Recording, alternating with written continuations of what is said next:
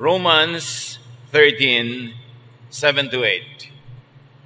Pay all that you owe, whether it is taxes and fees, or respect and honor.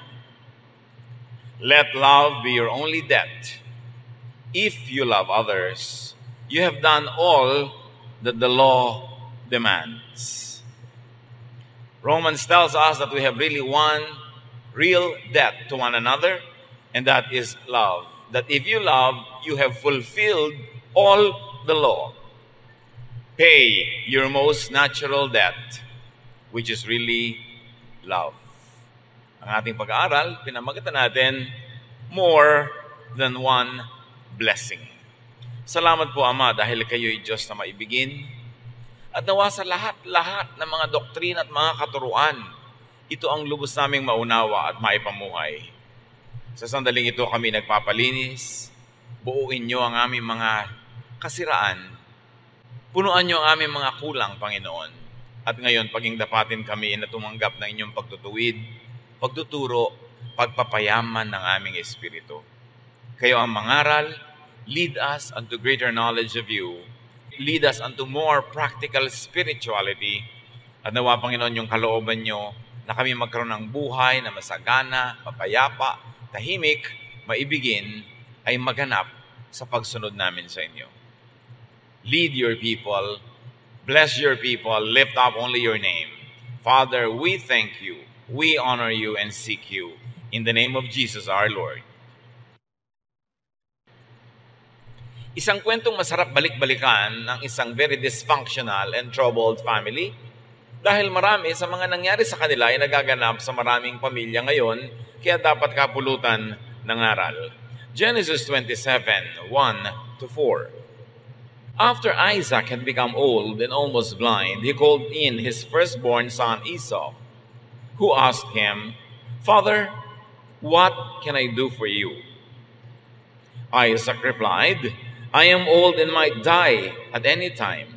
So take your bow and arrows, then go out in the fields and kill a wild animal. Cook some of the tasty food that I love so much and bring it to me. I want to eat it at once and give you my blessing before I die." So itong si Isaac ay isang bunga rin ng napakagulong pamilya dahil meron siyang half-brother na naging kaagaw niya sa maraming mga bagay. At lumaki sila na laging merong ganong mga selosan sa pamilya. At siya man, itong si Isaac, ay inulit ang nangyari sa kanyang pamilyang kinalakihan. Meron na naman siyang paborito. At ang paborito niya ay ang kanyang panganay na anak na si Esau, na ayon sa kaugalian ay siyang tatanggap ng pagpapala at malaking-malaking mana mula sa ama imbes na yung ibang kapatid. At sa kanyang katandaan, sabi niya ay, malapit na akong sumakabilang buhay, bago man lang mangyari yun ay, manghuli ka ng hayop na lutuin mo ayon sa putahe na gustong-gusto ko, at pagkatapos kong kainin yon, ay bibigyan kita ng pagpapalang hinihintay mo, at ready na akong mamatay. So, a son's most coveted treasure is the father's blessing. At dapat nating unawain na sa sinaunang Israel, sa kanilang kultura, itong practice ng pagbibigay ng blessing sa isang anak, lalo sa panganay na anak, gave some social order. Nagkakaroon ng kaayusan ng lipunan dahil kung may kabuhayan ng isang pamilya, hindi nagkakahati-hati sa 8, 9, 10 anak, na isang dangkal na lupa na lang tuloy natira sa kanila. Napupunta ito sa panganay. At yung mga ibang kapatid ay aasa na lang, tutulong at mangangamuhan sa kanilang pinakamatandang kapatid para yung property ay buo at hindi magkawatak-watak.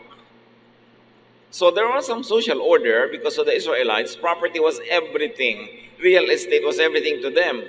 Hanggang ngayon, sa mga lugar na yan, ay pinagbabakbakan pa ang property, ang real estate. But the same social order also gave family chaos. Kung paano napaayos ang panglabas na lipunan, doon naman nagkakagulo ang pangloob ng mga pamilya dahil nagkakaroon ng mga hidwaan, mga selosan at agaw-agawan. So handa na ang tatay na ibigay ang blessing sa kanyang panganay na anak. maibigay lang yung gusto niyang kainin.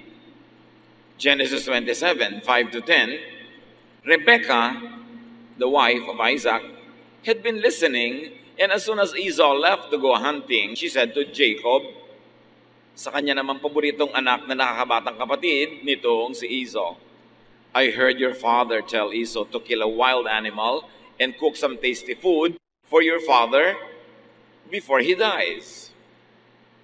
Your father said this because he wants to bless your brother with the Lord as his witness. Now, my son, listen carefully to what I want you to do. Go and kill 2 of your best young goats and bring them to me. I'll cook the tasty food that your father loves so much. Then you can take it to him so he can eat it and give you his blessing before he dies. Itong sariling ina ni Esau na panganay, narinig yung nagaganap na usapan between the father and the panganay son. At tinawag niya ang kanyang bunsong anak na paboritong si Jacob. Sabi niya, handa na ang tatay mong ibigay ang blessing sa kapatid mo. Unahan mo. Katayin mo ang iyong 2 pinakamabata at pinakamalambot na kambing. Dali mo sa akin, lulutuin ko ayon sa kagustuhan na putahin ng iyong ama at nang maibigay niya sa iyo ang blessing. So father had his favorite, mother has her own favorite. Perhaps to balance the inequity, dahil ang paborito ng tatay ay panganay, so naging pet naman ng nanay yung bunso para huwag naman sigurong dehado ang bunso. Or maybe because of simple bias. Kasi ang hilig nitong si bunso, kamukha ng nanay, lagi nasa bahay, nagluluto, nag-aayos doon. At ang hilig ni panganay, yung gusto ng tatay, lagi nasa labas, nag-hunting. Magkaiba ng hilig yung magkapatid na umayo naman sa magkaibang hilig ng kanilang ama at ina. So you can imagine the division, the competition, the stress and tension within this family. Lagi na lamang merong pagkakumpara, paghahambing, at pag-uunahan. Genesis 27, 11 to 13. My brother Esau is a hairy man, Jacob reminded her, and I am not. If my father touches me and realizes that I am trying to trick him, he will put a curse on me instead of giving me a blessing. Rebekah insisted, let his curse fall on me. Just do what I say and bring me the meat. Sabi naman itong si Jacob, ang kinis-kinis po ng balat ko. Si kuya, mabuhok. Paano kung himasin ako ng tatay at malamang hindi pala ako si Esau, magagalit siya. Malabo na kasi ang mata nitong tatay, hindi na nakakakita sa katandaan. Sabi niya, at baka imbes na blessing ang ibigay sa akin, ay sumpa. Sabi naman ng nanay niya, talbog sa'yo, dikit sa akin. Pag isinumpa ka, ako ang aako ng sumpa na yon. Basta sundin mo ako. Lolokohin natin ang tatay mo para makuha natin ang blessing na para sa kuya mo. You know, overly protective mothers create weak sons. Kaya napaka-weakling nitong si Jacob. Laging nasa ilalim ng saya ng nanay niya. At kahit na sa maraming lipunan, pagka ang mga nanay sobrang protective sa kanilang mga anak na lalaki, ang tatanda na ng mga anak nila, bonjing pa, irresponsable pa, nagbabata-bataan pa at pabebe. Kasi binebebe-bebe ng nanay. Marami nagtatanong, bakit ang dami-dami mga lalaking irresponsableng asawa, walang kwenta, tamad? Siguro yung nanay, pinalaking ganon, kinonsinting ganon, kaya nagkaganyan-ganyan. Hindi lagi, pero madalas. Yun ang dahilan. At eto na naman to si Rebekah, isang typical na nanay na lagi niyang ini-spoil ang kanyang anak. Genesis 27, 14 to 17. So Jacob brought the meat to his mother, and she cooked the tasty food that his father liked. Then she took Esau's best clothes and put them on Jacob. She also covered the smooth part of his hands and neck with goat skins and gave him some bread and the tasty food she had cooked. Binuo na talagang nanay na ito ang plano na lokohin yung asawa niya. Kinuha niya ang damit ng kanyang panganay na si Esau at ipinasuot sa kanyang bunsong si Jacob para pag inamoy-amoy ng tatay yung damit, ang maamoy ay yung amoy ni Esau. At yung makinis na balat, no problem. Balutin natin ang balat ng kambing na mabuhok para kung sakaling mahipo ang yung bisig, ay makita, ay balbon pala, ito nga talaga si Esau. At napakalinaw ng lesson dito mga kapatid, that children could deceive their parents just to have ill-gotten blessings. Sila pa lang ang tao, no, naglolokohan na sila. Kaya napakagandang pag-aralan at balik-balikan itong kwentong ito para di natin tularan.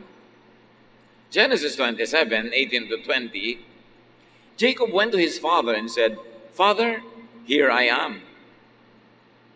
"Which of my sons are you?" his father asked. Jacob replied, "I am Esau, your firstborn.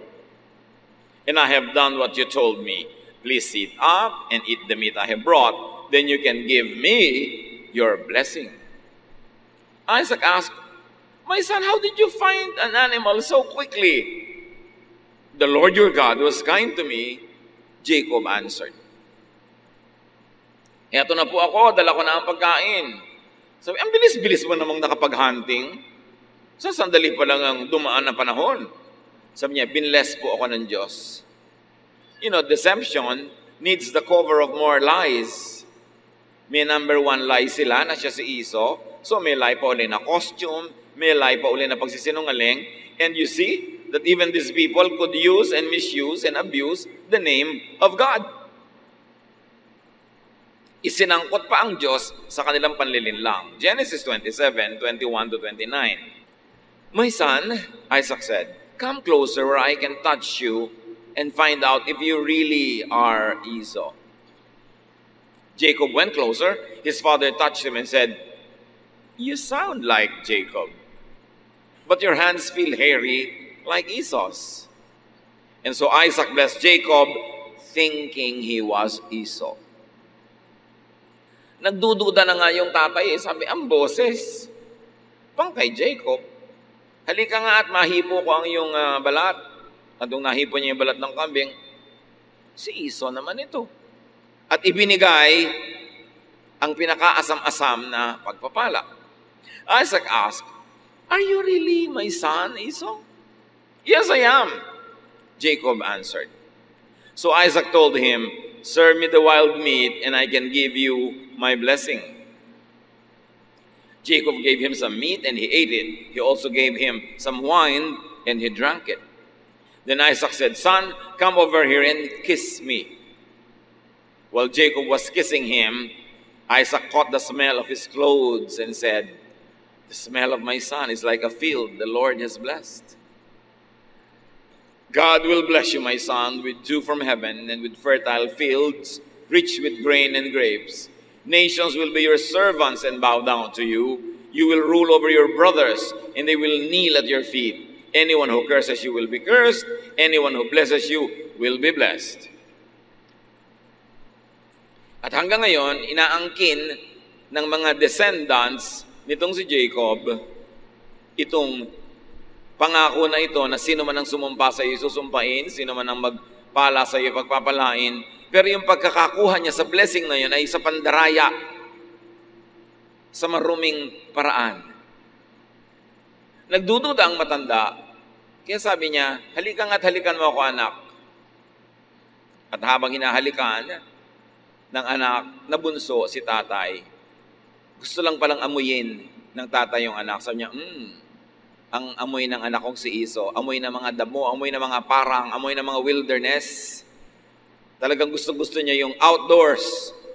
Pero hindi niya alam, yung damit lang na naaamoy niya, suot ng isang fake na anak, na kunwari ay siya yung panganay. Fair ba ito? Fair ba na ibigay ang blessing sa isang nandaraya? Today's sense of fairness cannot be applied to the ways of ancient people who lived under very different contexts. Hindi pwedeng i-apply natin ang mga values, sensibilities, pag-iisip natin ngayon sa mga naganap sa mga buhay sa taong napakatagal na sa malayong oras at panahon at lugar na buhay sa ibang-ibang konteksto at mga kapaligiran.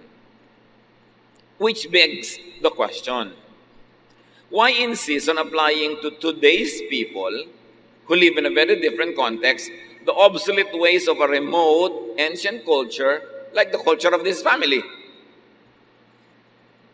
Nung tribal pa lang, ang kanilang buhay, ang kanilang mode, hunting, gathering, very little agriculture, ibang-iba pa. Marapat ba na ang mga paggawi, pamamaraan nila noon ay sapilitang ipamuhay ngayon sa ibang-ibang konteksto? Yan ay isang magandang usapin na dapat ipanalangin, pag-aralan, at pagbulay-bulayan. Genesis 27:30-33. Right after Isaac had given Jacob his blessing and Jacob had gone, Esau came back from hunting. He cooked the tasty food, brought it to his father, and said, "Father, please sit up and eat the meat I have brought you, so you can give me your blessing." Ang kawawang anak na panganay, matapos maghirap sa kanyang pangangaso, sa kanyang hunting, nagtagumpay, iniuwi ang kanyang nahuling hayop, at ito'y kinatay, inihanda, niluto, fair and square, ayon sa usapan, at pumasok sa tent ng kanyang tatay at sinabing, "Tatay, narito na po ang inyong gusto. Mangyari pong maupo kayo at papakainin ko na ito sa inyo at ibigay nyo na sa akin yung blessing." "Who are you?" Isaac asked. "I am Esau, your firstborn son." Isaac started trembling and said, "Then who brought me some wild meat right before you came in? I ate it and gave him a blessing that cannot be taken back." "Sino ka?" "Abay, di wala na pang iba kundi ang anak niyong panganay, si Esau." Nangatal ang matanda, nanginig, nangatog, dahil merong napakalaking naganap na mali. Sino yung nandito kanina? Ibinigay ko na ang pagpapalang di na mababawi. Ang tanong, why not? Bakit naman hindi mababawi? Mali naman ang pagkakabigay, may deception. Hindi ipinaliwanag kung bakit hindi pwedeng bawiin. Mga kapatid, much suffering could be caused by culture, by tradition, whether it is contemporary or outdated. Maraming pagdurusa ang tao dahil sa mga self-imposed rules, regulations, social mores, social conventions, mga kaugalian na nagpapahirap sa buhay ng tao. Bakit naman hindi pwedeng bawiin? Mali naman ang circumstance ng pagkakabigay. But in any way, mali man at tama, at itong mali naman, paninindigan na. Sabi, hindi na pwedeng bawiin. Can you imagine all the suffering that will happen just because a mistake is not corrected? Social conventions, traditions, and laws serve the interests of the majority, the normal, so-called, the powerful. Sila ang tunay na pinaglilingkuran ng mga kaugalian at mga batas. Dahil silang mga nakakapanaig, silang mga makapangyarihan sa lipunan, silang merong mga otoridad, ang gumagawa din ng mga batas na natural ay ayon, katig at mabuti para sa kanila. Yes, up to a point, traditions and laws give order to society, but it is not always fair to everyone. It usually serves the purpose of the powerful, or it only serves the purpose of the status quo para ma-maintain ang order ng society. Magdusa ka na lang kung ikaw yung nag-fall sa crack, kung ikaw yung hindi kasama sa mga normal na makikinabang sa mga batas at mga tradisyon na kamping-kampi sa mga normal, sa mga nakakaangat at sa mga may kapangyarihan. And this is what Jesus labored to correct. Jesus gave attention and importance, freedom, relief, rest, and love to the marginalized, the oppressed, the vilified, the condemned, the outcast. Nagkakaroon ng maraming outcast. Tulad nitong si Esau, magiging outcast na siya. Hindi na siya magkakaroon ng rights, kahit mali ang pagkakabigay doon sa bunsong anak. Maraming ganon sa ancient societies. Para lang sa kaayusan, magdusa ka na lang. At sino ang nag-enjoy ng kaayusan? The powerful, the favored. Itinuwid yan ng Panginoon dahil liko. Nakakapagod, nakakagulo ng isip, nakakapagpawatak-watak sa mga pamilya, mga kung ano-anong kaugalian, kaya napakaraming itinuwid ni Jesus. Mga batas na, institusyon, tradisyon ng Israel, pero yung mga yan ay itinuwid ni Jesus para sa ikabubuti ng napakaraming tao na napag-iiwanan, nakakawawa, naaapi ng sistema. But that's already moving fast forward. Going back to this family, Genesis 27:34-35. Esau cried loudly and begged, "Father, give me a blessing too." Isaac answered, "Your brother tricked me and stole your blessing." Bigyan niyo rin po ako ng pagpapala. Iniloko ako ng kapatid mo. Ninakaw na ang pagpapalang para sa iyo. Ang binlame na naman nitong tatay, hindi yung sarili niya, na makakain lang, hindi na nagsiyasat. Nagdududa na nga, hindi pa nagsiyasat ng husto dahil nangibabaw sa kanya yung kanyang appetite at gusto niyang kumain. Ang sinisi, yung anak. Pinalaki kasi siyang spoiled ng kanyang sariling ina. Kaya ngayon, hindi siya marunong mag-take ng responsibility kahit matanda na siya. Ang binlame niya, yung anak. How about parental responsibility? Sa mga ganong uri ba ng ugali, asal at panloloko ng yung anak ay laging siya lang na may kasalanan o malaki ang pananagutan ng magulang? Sabi nga ni Balagtas, ang dapat magturong tamad na magulang ay hindi nagturo. Genesis 27:36-38. Esau replied, "My brother deserves the name Jacob because he has already cheated me twice." Sabi niya, not once, but twice. The first time he cheated me out of my rights as a firstborn son, and now he has cheated me out of my blessing. Then Esau asked his father, "Don't you still have any blessing left for me?" Talaga bang wala nang natira kayong pagpapala para sa akin? "My son," Isaac answered, "I have made Jacob the ruler over you and your brothers, and all of you will be his servants. I have also promised him all the grain and grapes that he needs. There's nothing left I can do for you." Anong klase namang magulang yun sasabihin sa anak? Wala akong magagawa, anak. Kahit alam na niyang mali ang nangyaring transaksyon. So humihingi yung anak ng kahit malang katiting at natira at tira-tirahang blessing, the father gave the opposite. Sabi niya, magiging alipin ka ng iyong kapatid. Sa kanya mapupunta ang lahat ng mga biyaya.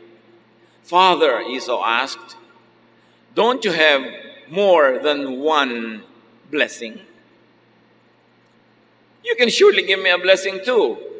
Then Esau started crying again.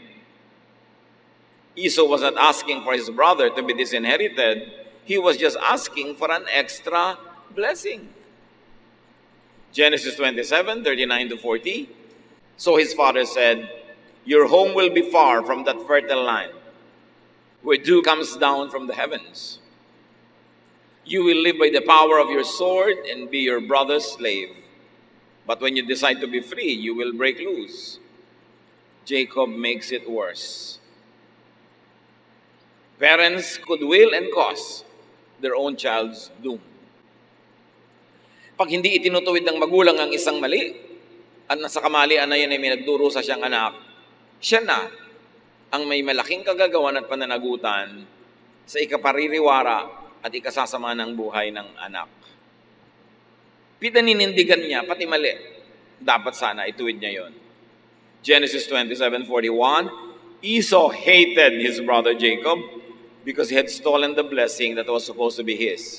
So he said to himself, "Just as soon as my father dies, I'll kill Jacob.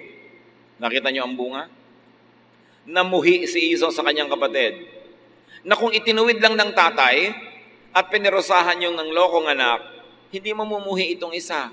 Alam niyo, nakakamuhian ka lang naman pagka hindi ka nako-correct.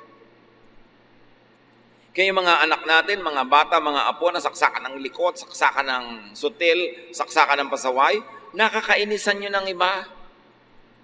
Lalo't hindi nyo itinutuwid, nang babasag na, nananagasa, ang gulo-gulo, ang ingay-ingay, nangaabala, hindi nyo pa sinasaway, maiinis sa kanya ang lahat ng tao.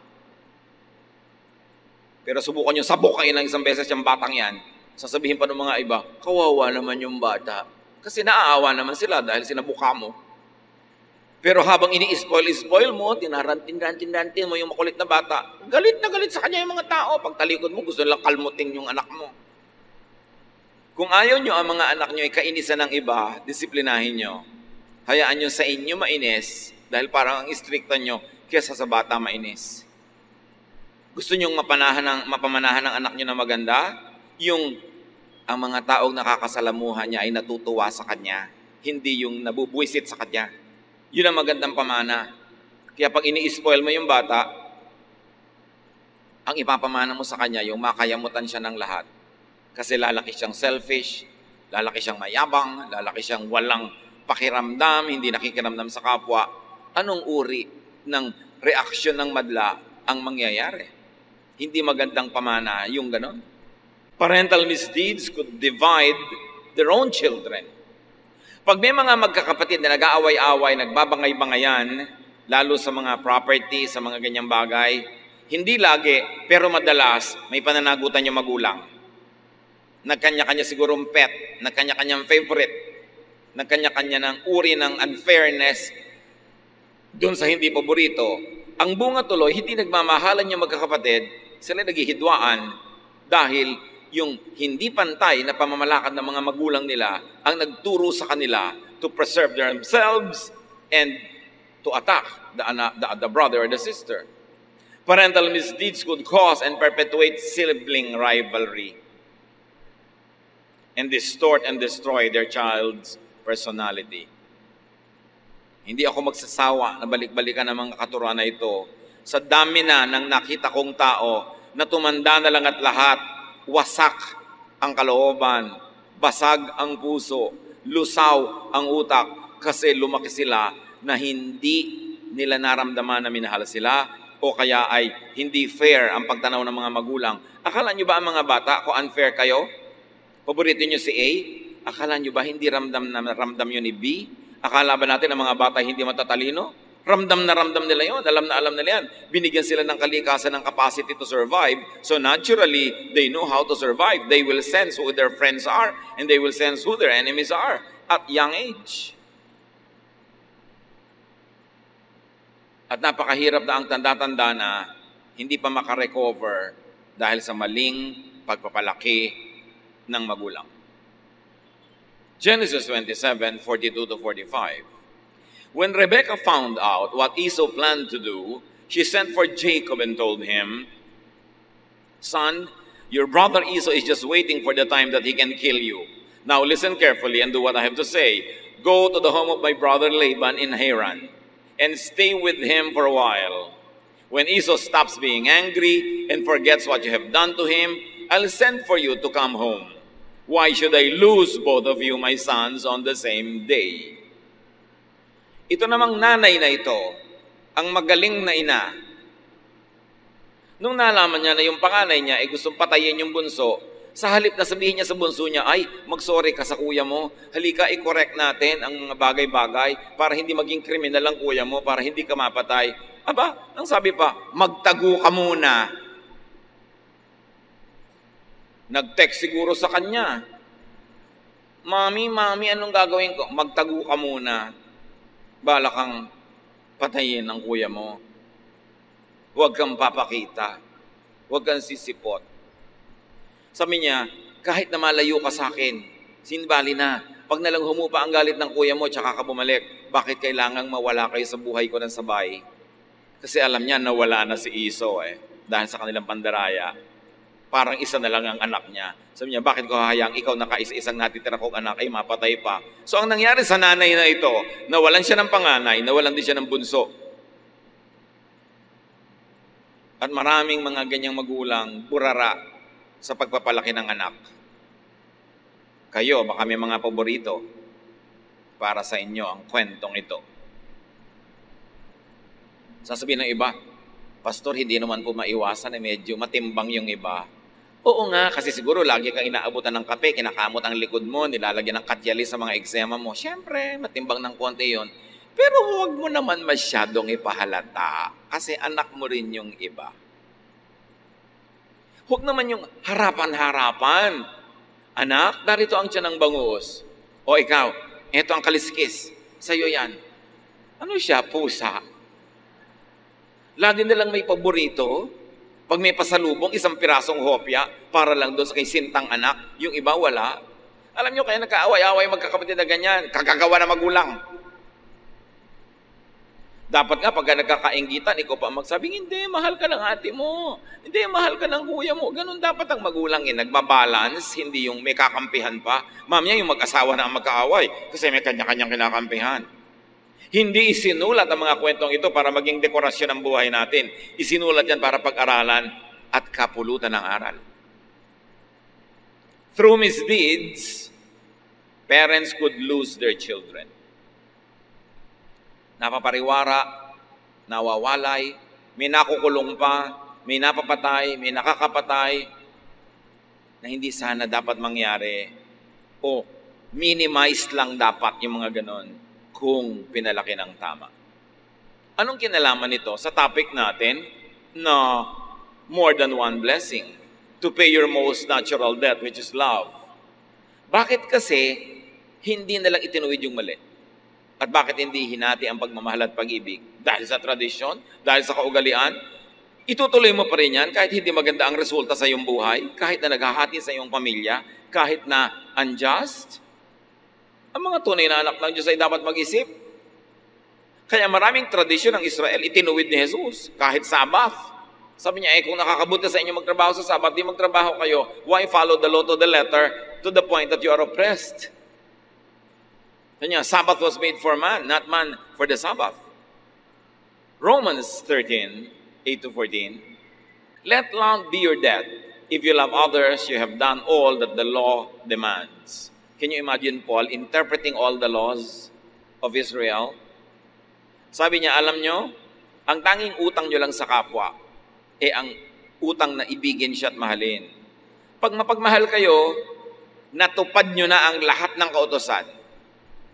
Yung pala, ang lahat dapat ng interpretation at application ng kautosan, maging loving ka, considerate, and loving, and kind, and soft-hearted. Na kahit hindi ka relihiyoso, pag maibigin ka, daig mo pa ang relihiyoso. Kasi ang pag-ibig sa kapwa, ang pagmamahal, ang pinakamataas na uri ng relihiyon. Paul said it very clearly. You have done all that the law demands. In the law, there are many commands, such as be faithful in marriage, do not murder, do not steal, do not want what belongs to others. But all this are summed up in the command that says, love others as you love yourself. No one who loves others will harm them, so love is all that the law demands. Sabi niya, sari-sari ang mga law, huwag kayong magpalito sa dami. Huwag kang pumatay, huwag kang magnakaw, huwag kang makiapid, huwag kang magtaksil sa asawa mo. Sabi ko, marami yan, pero isa lang talaga yan. Maging maibigin ka sa kapwa. Ibigay mo kay Juan ang kay Juan, huwag mong nakawin kay Juan para ibigay mo kay Pedro. Kasi ang pag-ibig, you don't steal from Peter to give to John. May asawa na siya, huwag mong nakawin. May asawa ka na, huwag kang magpanakaw. Dapat sa asawa mo ikaw. Sabi ko noon kasi, yung karapatan mo ay tumitigil na pairalin kung ito ay tatapak na sa karapatan ng iba. Sabi, huwag kayong magpalito. Ang dami-dami talaga mga laws. Pero ang ibig sabihin lang yan, pag-ibig. So pag ang interpretation mo sa law, ang pagsunod mo sa law, ay hindi ka na magiging maibigin, magiging baligtad pa, magiging malupit ka pa, maling-mali ka. Huwag mo nalang sundin dahil mali ang application mo. At marami mga tao masunod lang kaugalian, ang law, ang tradition, ang doktrina. Kahit sila maging malupit, gagawin nila. You defeat the purpose because the purpose of the law, the interpretation of the law, and the application of the law is only one: be loving. Love people. Yun lang ang sinasabi ng law. At nalungkot tayo dahil maraming pag-interpret at pagbasa ng law, ang bunga, hindi ka loving, di nabaligtad. So, napaka-importante. But do not love Jacob at the expense of Esau. Katulad nitong tatay, na ibigay na niya ng mali, pinanindigan. Yung nanay, mahal niya si Jacob, kahit nadayain niya si Esau. Hindi pagmamahal yon. Kasi pag mahal mo si A, pero para mahalin mo siya, nanakawin mo si B, hindi na loving yon. Dapat lagyan ng balanse. Mamahalin kita hanggang hindi ko kailangang mangmuhi sa iba. Bibigyan kita hanggang hindi kailangang nakawan ko ang iba. Yun ang love. Hindi yung love kita, let's hate the others, at tayo nilang mag-enjoy sa buhay. Ang linaw-linaw ng interpretation ni Paul sa Romans. Ephesians 5:21-33. So let's bring home the issue of love very close to our hearts. Honor Christ and put others first. A wife should put her husband first as she does the Lord. Ito yung may ibang reading na submit to your husband. So inaalipin ka na, binubuhusan ka na kumukulong tubig, tinutusok ka ng aspile, yes ka pa rin ng yes dahil submit. Of course not. That is not the meaning of that. Ang sinasabi ng submit is put the interest, very especially the honor and dignity of your husband above yours. So ang talagang matinong reading nung submit to your husband, huwag kang gagawa ng nakakapagpasaya sa'yo pero nakakasira ng dangal ng iyong asawa. So kung ayaw ng asawa mong lalaki na pakalat-kalat ka, pagulong-gulong, pakembot-kembot sa lansangan, manahimik ka sa bahay, yun ang ibig sabihin ng submit to your husband. Hindi ibig sabihin na alilang-alila ka, alipin na alipin ka, aping-api ka, submit pa to your husband. Ang ibig sabihin, submit to your husband in area of your chastity and dignity, that nothing that you will do will destroy his honor. Yun ang enlightened meaning nun, hindi yung ginugulpi ka na, payag ka pa kasi submit to your husband. A wife should put her husband first as she does the Lord. A husband should love his wife as much as Christ loved the church and gave his life for it. So each husband should love his wife as much as he loves himself. And each wife should respect her husband. Yun ang ibig sabihin ng submit to your husband, respect. At ito, very clearly in terms of sexuality and morality. Respect your husband. Submit to his dignity. Isurrender mo sa kanyang dignity ang mga iba mong hilig at gusto sa buhay. Pero, exchange yun. The wife submits to the husband in terms of chastity and cleanliness and holiness. But the husband loves the wife as his own body, as Jesus loves the church. Hindi yung pareho lang kayo nagtrabaho maghapon, pagdating sa bahay, si wife pa lang lahat-lahat. Siya pa ang mamamalengke pagkagaling sa office, magkakaliskis ng isda, magluluto, maghahain, pagkatapos magliligpit at maglalaba at mamamalansya para sa isusod yung bukas. Tapos ikaw nanonood ka lang ng TV. Hindi yun love. Kailangan tinutulungan mo, lalo hindi mo naman nabibigyan ng maraming pera para meron siyang mga katulong. Dapat ikaw ang tumulong, husband. Ano ka, si Emperor Caligula? Ang liit-liit naman ng sweldo. Tapos among-amo. Dapat fair. Yun ang sinasabi nitong verses na ito. Yan ang love in action. Na hindi ako magpapahinga at your expense. Hindi ako magpapakaginhawa na ikaw lang ang napagod.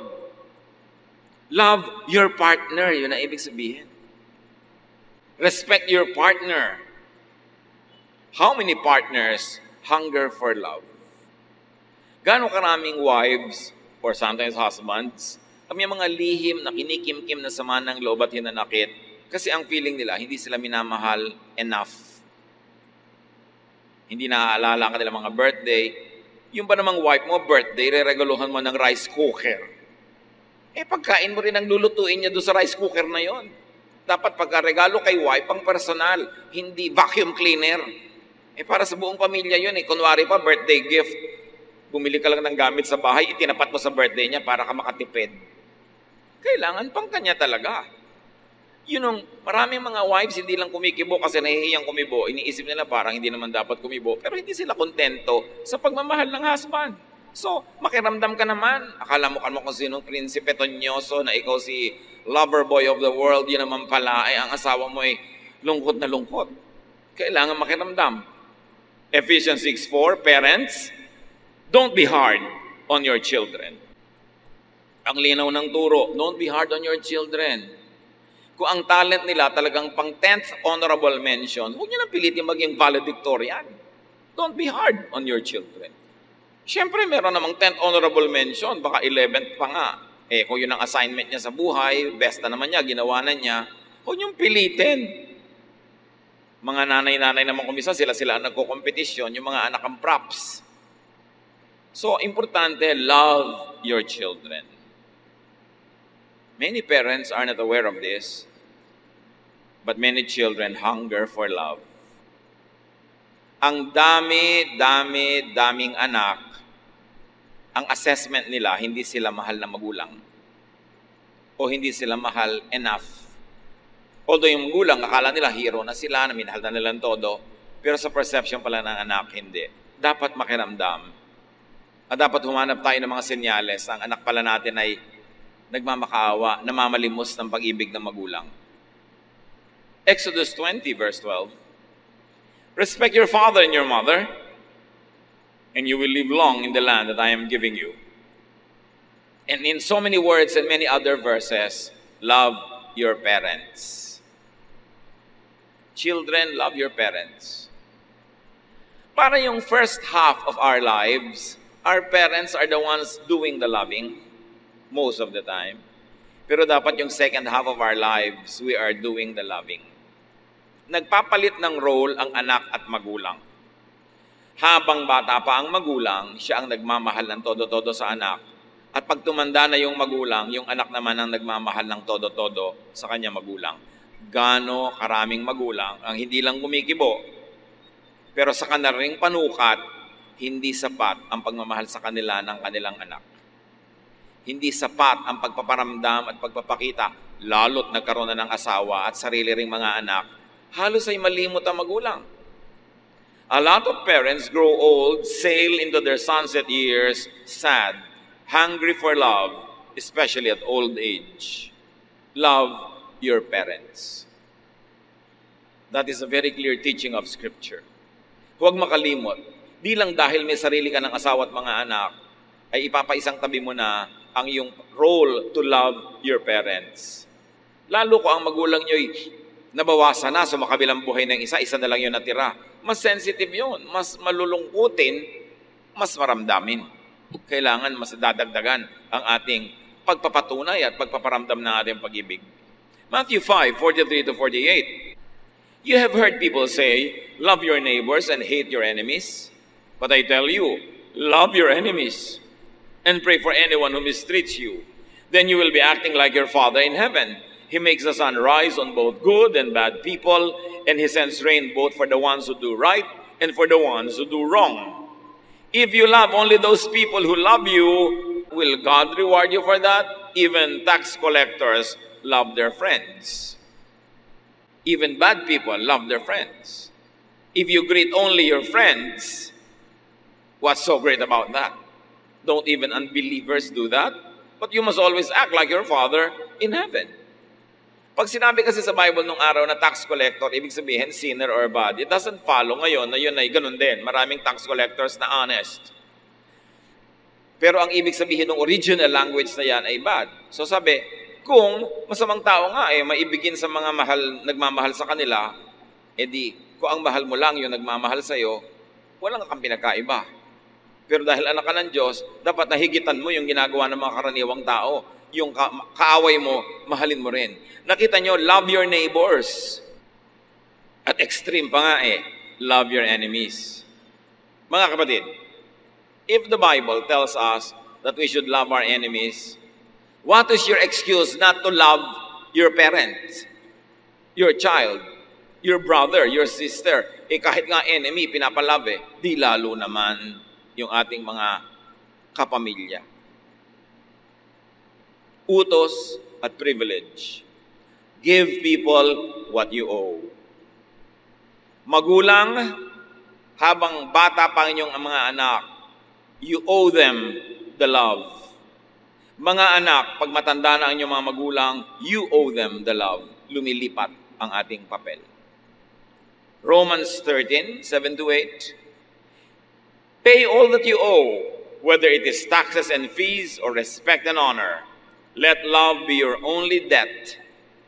If you love others, you have done all that the law demands.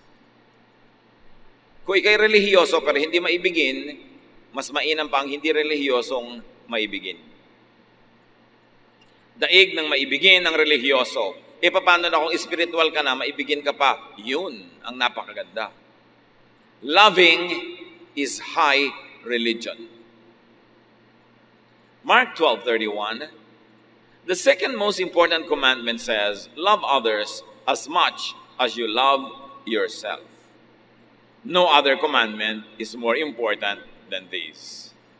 No other religious doctrine or practice is more important. Love is duty and privilege.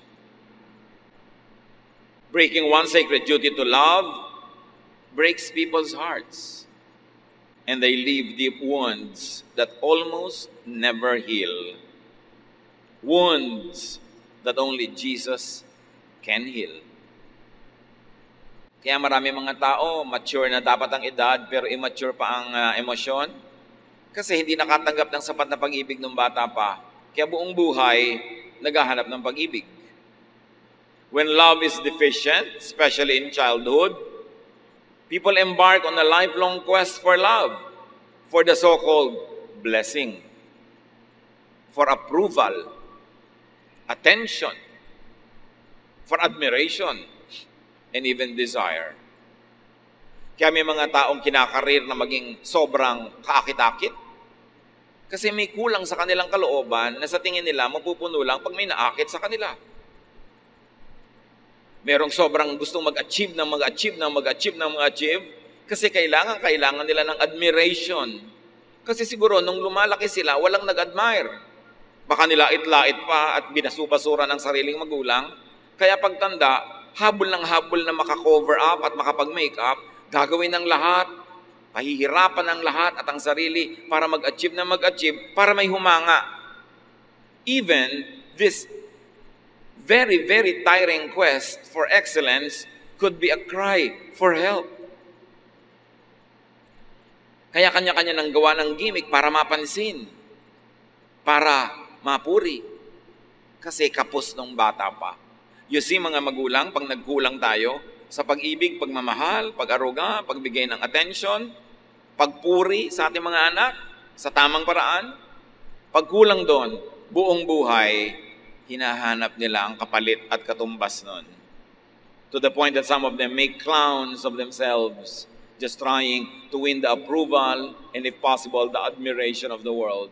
And if you cannot be approved or admired, at least you should be desired. Kaya yung mga iba talagang halos kalakalin na lang ang katawan para maging kapansin-pansin dahil yun na lang ang paraan nila para makatawag ng positive attention. Pero nabibigo pa kasi negative attention pa madalas ang napapala. Napakalaking karukahaan, kahirapan, kasalatan, yung hindi ka namahal. Lalo nung maliit ka pa. Kaya patuloy ang paalala natin sa mga magulang, mga tiyo, tiya, mga lola at lolo, mahalin nyo, pero disiplinahin, turuan ng tama, turuan maging responsible ang mga bata. Ang pagkukulang natin habang maliit pa sila ay halos hindi na mapapalitan pa buong buhay nila. And they live broken lives, chasing one rainbow after another, working so hard to be admired, to be accepted, and if possible, to be loved. Halos mamalimos ng pag-ibig, halos bumili ng pag-ibig, kasi yun ang kulang. Malaki ang pananagutan ng mga hindi nagmamahal sa mga bata. At kung tayo naman yung lumaki na, hindi tayo namahal, hindi mo na ibabalik ang panahon. So tama na ang dramang bukid, hindi mahalin mo sarili mo. Magpakatino ka, magpakaayos ka, at maging mapagmahal ka sa iba, hoping na masuklian din naman ng tamang pag-ibig, ang iyong pag-ibig. Patawarin na yung mga namayapan at namatay na at nagtandaan na nagkulang sa'yo kasi baliwala, sayang lang kung patuloy kang mabubuhay sa paninisi, sa galit, sa puot, sa panghihinayang kasi hindi na yun maibabalik. Ang dapat ngayon, kung ano man ang kulang sa'yo noon, kuhanin mo sa Panginoong Jesus. At kung ikaw ay mabiyayaan ng taong magmamahal din sa'yo, edi salamat. Pero hindi mo kailangan to cheapen yourself just to get attention and just try to buy love. But be the person that is worthy of God's love. And the way to be worthy of God's love is to be loving to others. Because what we do to others, we do to God. Spouse, love your partner for all the love he or she lacked from his family or in his or her childhood. Kayong may mga asawa na, alamin nyo naman ang pinagmulan ng inyong asawa, paano siya naging bata, anong naging buhay niya, at kung makita nyo kulang na kulang sa pag-ibig siyang natanggap, kayo magpuno kasi kayo ang partner niya sa buhay. Kaya sabi ng isang popular line sa isang movie, mahalin mo ako para sa lahat ng hindi nagmahal sa akin. It's a very tall order, ha? Nasingilin mo sa isang tao lahat ng utang sa'yo ng mundo. Pero kung ikaw ang nagmamahal sa kanya, punan mo ang lahat ng kulang at hindi niya natamasang pagmamahal. Children, love your parents for all the love they missed from their own parents. Alam nyo nga ngayon ang mga magulang, paluwag ng paluwag, nagiging more and more indulgent. Kaya pag bumalik ka sa family tree, yung tatay mo ang higpit sa'yo, pero yung lolo mo siguradong mas mahigpit pa sa tatay mo kaysa mahigpit yung tatay mo sa'yo. Pabalik ng pabalik yan. Kaya mga tatay, nanay din natin, minsan biktima rin sila ng mga pamilya nilang hindi sila minahal ng ganap o kaya ang pag-express sa pagmamahal hindi tumpak. Dinaan na lang sa palo, dinaan sa disiplina para makakreate ng character pero walang balance. So sometimes we blame our parents for not loving us enough, but the point is, they too were never taught by their own parents to be loving. Lahat tayo biktima ng mga pagkukulang ng iba. But let us not have a victim's attitude and a victim's sentiment na para tayong laging biktima at kawawa. We are victorious in the Lord. And the Lord Jesus can fill us for all that we never had. Kaya napakahalaga na magkaroon ng napaka-personal na relasyon sa Panginoon. Hindi na tayo dapat na magdrama sa mga hindi natin natanggap noon dahil marami pa tayong pwedeng tanggapin from God and from God's people. If only God's people would obey the teaching of God to be loving. Tama na ang pagdadrama sa mga nakaraan. Patawarin na ang lahat. Move on because it's the only way to be free. Parents, love your children for all others who will not love them. Ang isa sa mga pinaka-bumabasag sa puso ng magulang, yung anak mong pinalaki, minahal, magkakaroon ng asawang pabaya, magtataksil sa kanya, aabusuhin siya, kakawawain siya. Ang sakit sa magulang nun. Kaya mahalin nyo na ang inyong mga anak kahit wala pa silang mga asawa dahil hindi tayo nakakatiyak na mamahalin talaga sila ng papakasalan nila. Siyempre, sa wedding day, nagmamahalan niya, nagsusubuan ng cake. Mamaya, nagsasampalan ng cake yan. Pagdating ng panahon, kung may cake pa, baka yung patungan na lang ng cake ang ihagis. Ang mga sweetie-sweetie pie, loving-loving na mga sumpaan sa kasalan. Nawa, matupad. Sabi nga ng mga bata, good luck na lang. Kaya dapat, mahalin natin ang mahalin habang nasa poder natin. Kasi pag pinawalan na natin, hindi natin nakakatiyak tayo na mamahalin nga sila ng iba. Nung pagtitiwalaan nila. Love your brother and sister for the others who will not love him or her. Sabi ni Esau, Father, do you have only one blessing? Ang ganda nung tanong. Ang liit-liit ba ng puso nyo na wala ng ibang laman para na lang kay Jacob? God gives you a heart that is more than big enough to love more. Pag ang puso natin ay nakasuko sa Diyos, pinapalaki ng Diyos para maraming magkasyang pag-ibig, na kahit mahal mo yung nanay mo, meron pa rin enough para sa tatay mo, meron pa rin para sa kapatid mo, para sa asawa mo, para sa anak mo. Hindi yung nung nag-asawa ka, yung asawa mo na lang minahal mo, nilimot mo na yung magulang. Our heart, when submitted to God, is big enough to love everybody that we should love. And you should not steal from Peter to give to John. Huwag niyong mamahalin ang nanay niyo at the expense of your asawa. Huwag niyo ring mamahalin yung asawa niyo at the expense of your nanay. May kanya-kanyang assignment na pag-ibig yan. At kung aata-ataduhin natin yan at bibigyan ng kanya-kanyang parte, lahat yan ay sapat.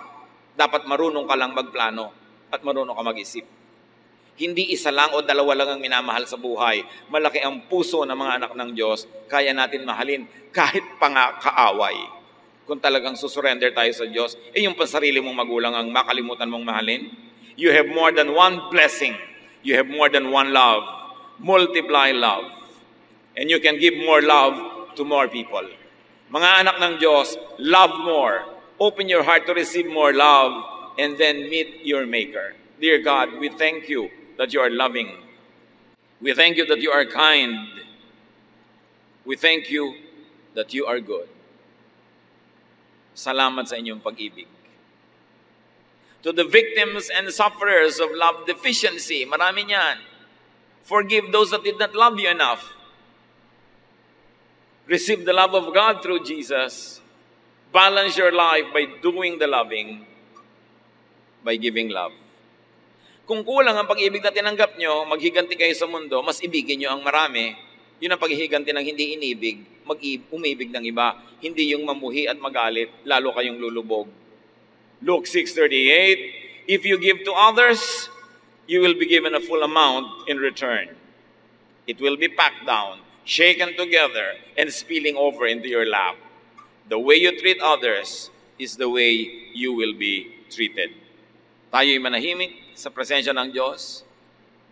Manalangin ng tahimik, ipagpasalamat lahat ang umibig sa atin. Patawarin yung mga dapat ay umibig pero hindi umibig ng ganap. At magpasya tayo na mamahalin natin ang lahat ng dapat mahalin. Hindi paborito lang lahat. Dahil kasya ang pag-ibig na ibinibigay ng Diyos para sa atin para maging proper, correct, and enough ang pagmamahal natin sa iba. Dear Lord, turuan niyo kami na maging mapagmahal. Sa mga kinapos ng tinanggap na pag-ibig, teach us to move on. Tumigil na kami ng pagpapa-impress para lang may humanga, ng pagkakalat-kalat sa mga kung saan-saan para lang may maakit. Turuan mo kami, Lord, to be happy with ourselves and with the way that you have blessed us, and teach us to be blessings to others. At kung anuman ang mga naging kahinaan at kapintasan ng mga pamilyang nilakihan namin, turuan mo kami na sa pagdating ng panahon kami naman ang bubuo ng mga pamilya, huwag naming ulitin ang mga kamalian ng aming mga magulang at mga ninuno at ibahin namin, isunod namin ayon sa kautusan ng iyong anak na si Jesus. Magbulay-bulay tayo, namnamin ang kahulugan nito, lumaya mula sa mga sentimiento na hindi minahal at mag-concentrate sa pag-ibig sa kapwa. As you give, you receive. Dear Lord, bless your people with insight, with wisdom, with enlightenment.